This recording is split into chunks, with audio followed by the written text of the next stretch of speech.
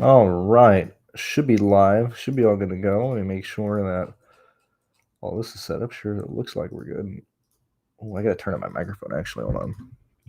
It's probably one thing I forgot to do.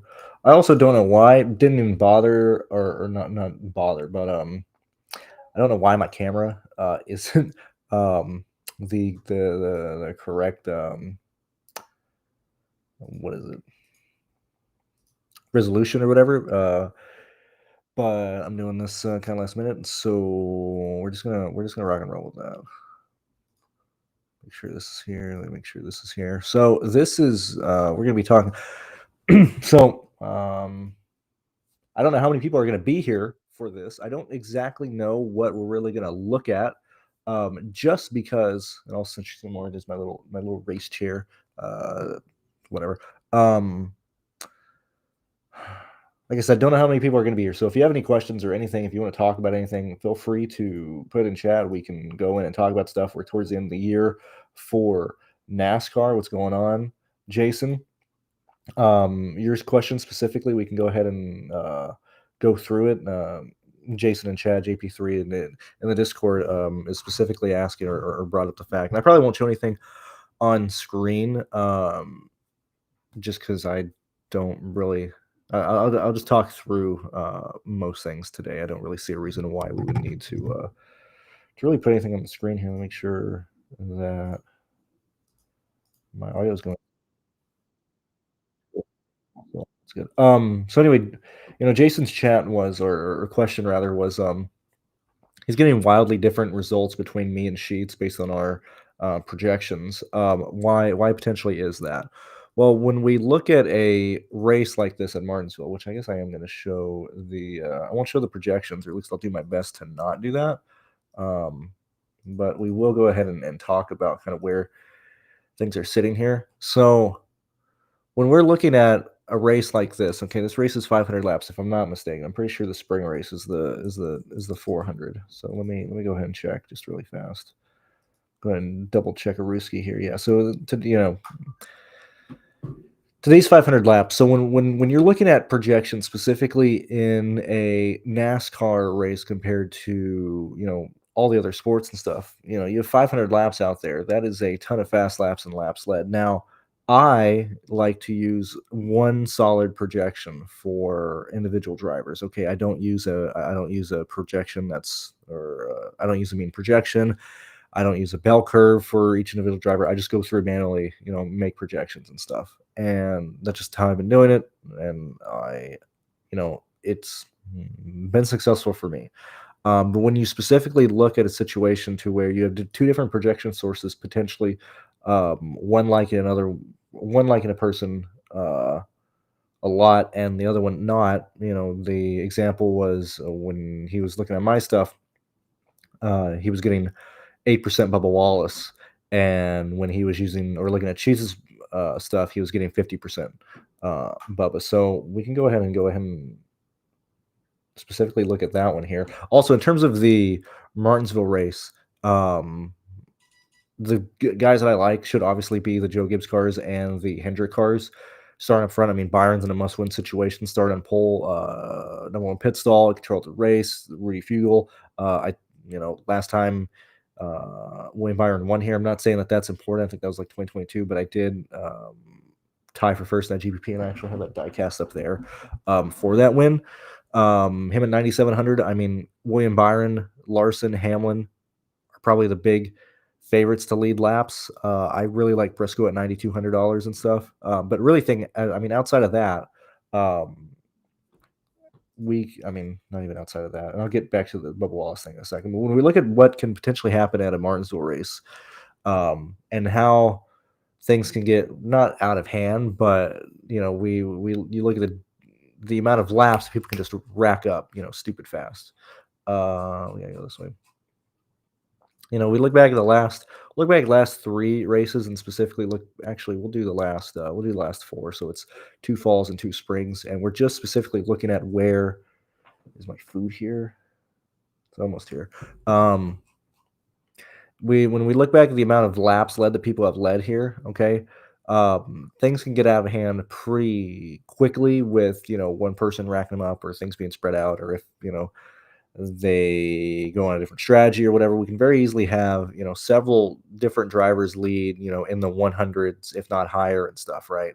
I mean, the 71, 129, 170. This isn't even including fast laps and stuff. We're just looking at the, distribution of laps led in these races here. And you can see that there's a huge amount of potential for people, um, getting to lead at some point or fashion.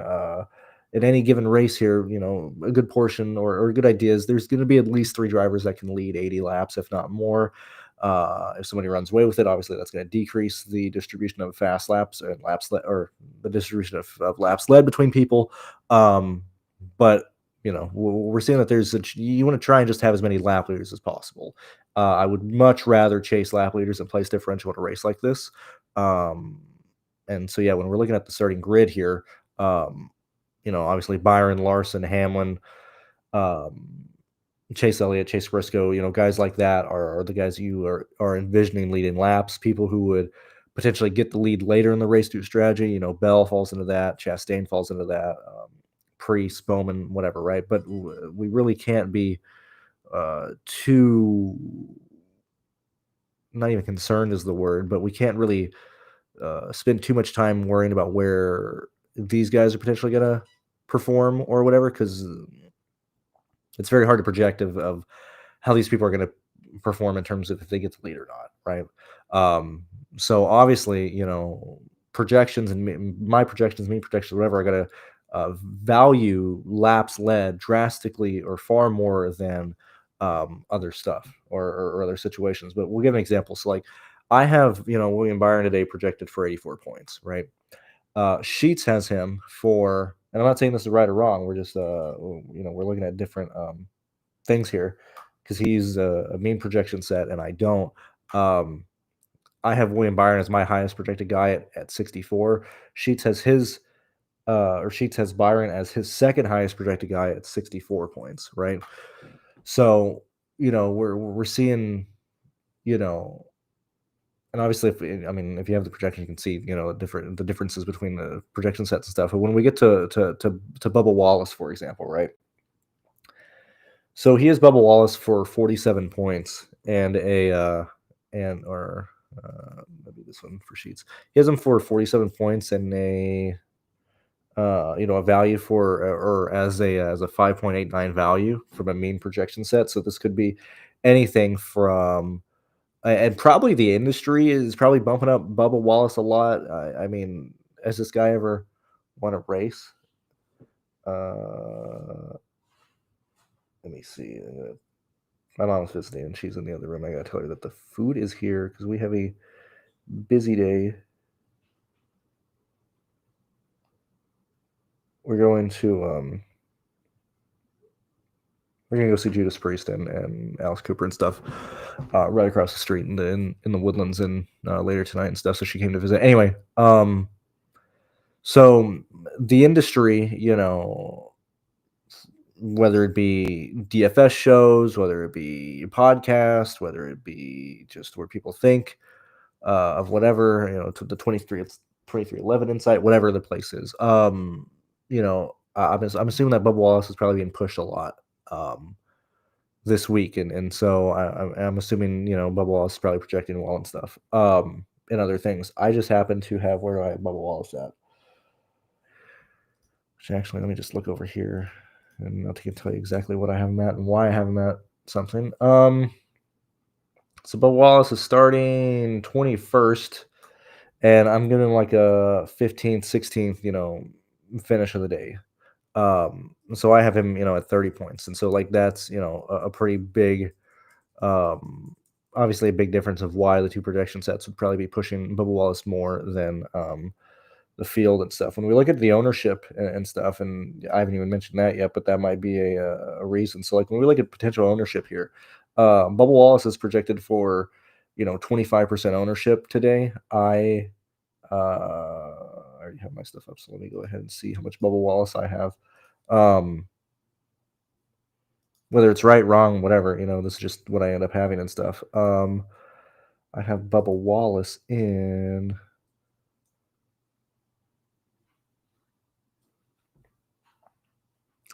I bubble lost in 5% of stuff today. So yeah, that's just where I'm at. As stated, if I'm paying up, specifically at like short tracks and stuff, I don't really want. And you might not see bubble loss being expensive and stuff, but when we have a 9,700 guy I'm playing, I like the 10-5, even Logano, Hamlin 11, Chase Elliott 10, Briscoe 9. Like it's really really hard for me to get to the 8K range and stuff. If I'm because I'd rather just try and target guys who can lead me laps versus just getting place differential. Same thing with like I'm not playing a ton of Ryan Blaney today. Okay, like I only have Blaney projected for 49 points today. I'd much rather, instead of spending 11, 12 on somebody in a race that has 500 laps, and we get an early yellow, maybe he's saved or whatever. I'm not even concerned about him going a lap down. I just don't. I mean, obviously that's always a possibility and stuff, but I would just rather try and nail and have more shots for people who are able to potentially lead laps and stuff today. And so, specifically at short track and specifically at Martinsville, my stuff tends to prioritize people who are either underpriced up front, like Ty Gibbs, for example, at $7,800, or who can potentially lead laps. If you're, realistically in the range of the 8 drivers, you can lead laps or whatever. My stuff is going to target you drastically more than place differential plays or stuff like that. Um, let's see what else. What else are we doing here? And then so, like, another thing, Jason, because I know you said that you are, running stuff, for the first time in NASCAR and stuff. First off, it's very volatile. Second off, I would not, especially if you have, 190 lines and stuff, I would cap any ownership or any exposure rate to probably 65, 60 or 65. Like even with me with Byron, like he's my favorite play. I only have 52% of him today. Um, just due to the volatility and the volatile nature of this sport versus everything else and stuff. So yet again, since I run my own stuff, like whenever I run my stuff, raw, I don't make any changes. It's like, hey, play Byron 93% of the time. I go in and I adjust exposure rates for each driver. Now I'm really transitioning away from hand building from NASCAR just because the amount of success that I've had elsewhere. Like maybe I am just archaic, and maybe that really was just holding me back. So now I just go in and have an idea of what ownership or what exposure I'd rather have for people. Uh, but what is it? I kind of just trust or just run with whatever I have once I go through and make the adjustments. Like I said, I think today I had like 93 William Byron before I change anything, set him for like 50 to 60 or whatever. Anybody else and that kind of pops up in a range of like 50 to 40, I kind of bring down to like 38, 36 or whatever. Once I'm there, I'm pretty happy with my stuff because I naturally already get different just because due to the data set that I'm using versus other people and stuff. Biggest phase today, whatsoever can I mean anybody can ruin your day. I don't really know if today fading anybody is really worth it. I'm probably gonna be underweight on Hamlin at 11 because I think he's expected to be somewhere in the 40s, right? Like, or maybe not. Probably not. I mean, I'm not playing much Ryan Blaney. That's just what I'm doing. If people play him, whatever, I'm just not gonna do that. But other than that, I don't really know of anybody who I'm gonna be underweight on. We outside of Byron and Blaney, possibly Elliott carrying ownership. Everything's pretty spread out, so I don't think I'm necessarily either under or over um, any individual driver here. Let's get this off the screen.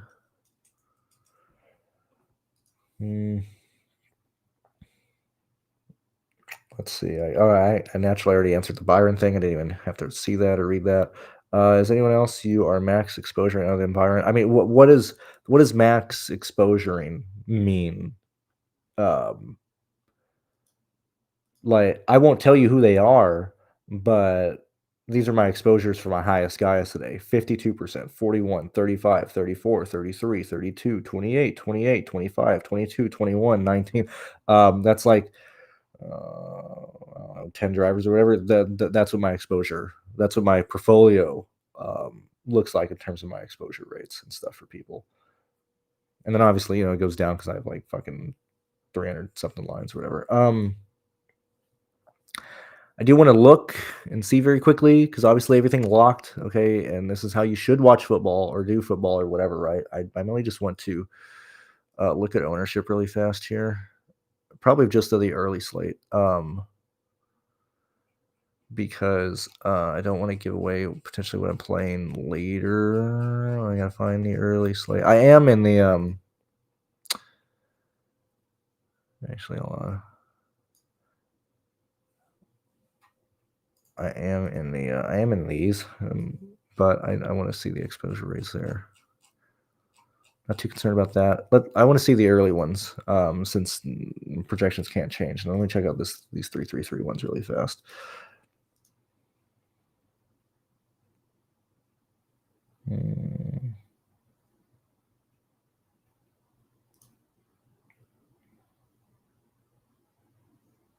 Interesting. Okay. I just want to look through this really fast while you guys if you guys want to say anything else or whatever.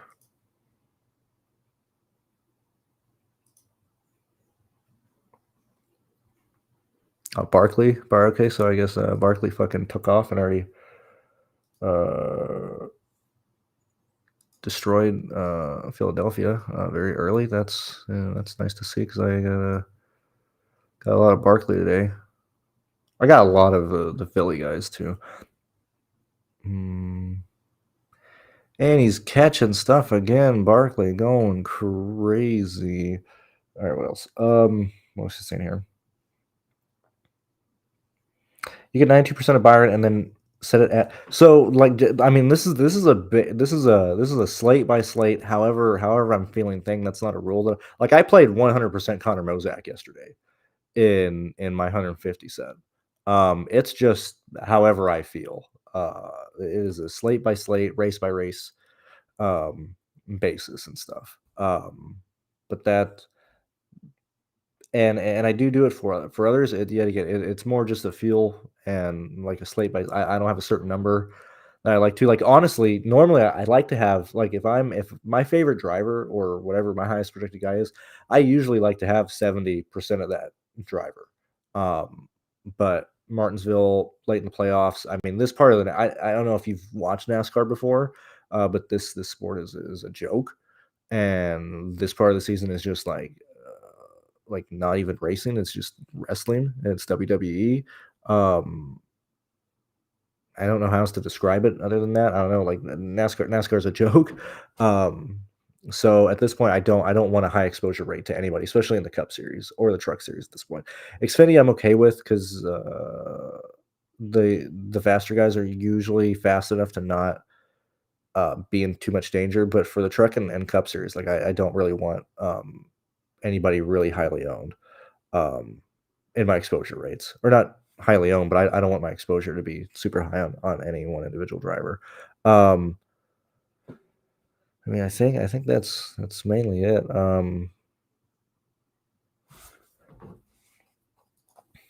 me see what else is going on, or where else am I at here?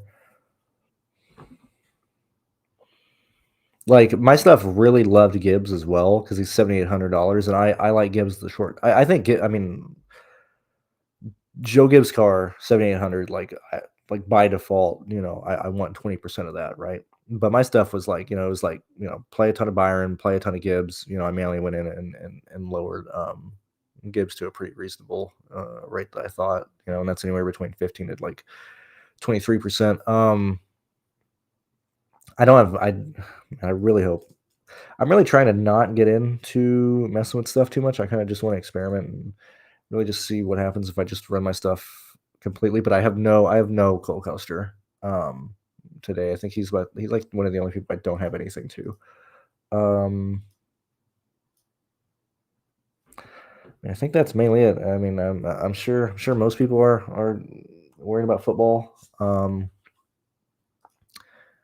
I got to do.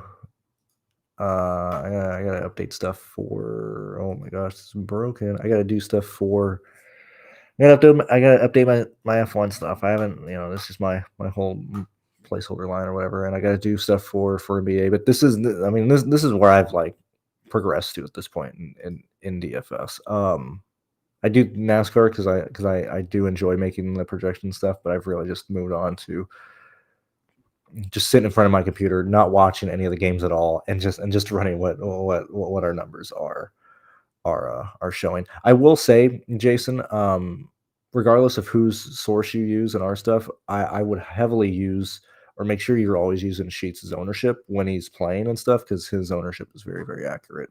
And I think that's probably the most important thing specifically in DFS, but especially for NASCAR, wherever the field is going.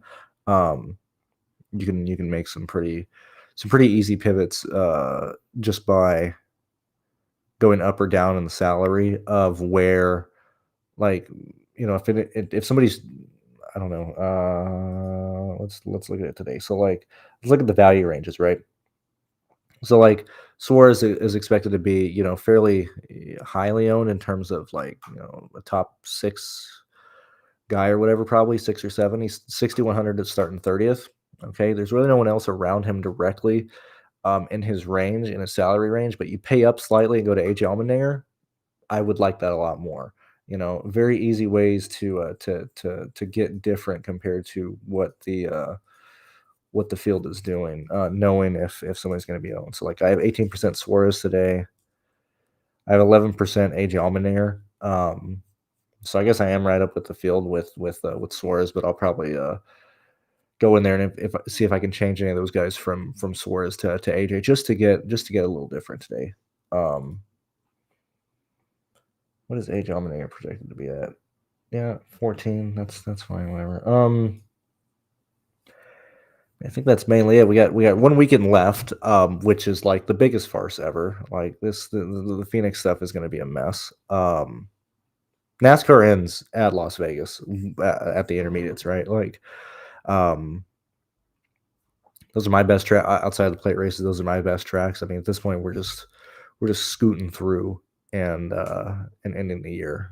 I don't see any other questions or anything, but I do appreciate the 30 of you guys here, chilling and hanging with me and stuff. And yeah, just going through how I build or what I use or whatever the case, whatever. You know what I mean? I'll see you guys later. Bye bye.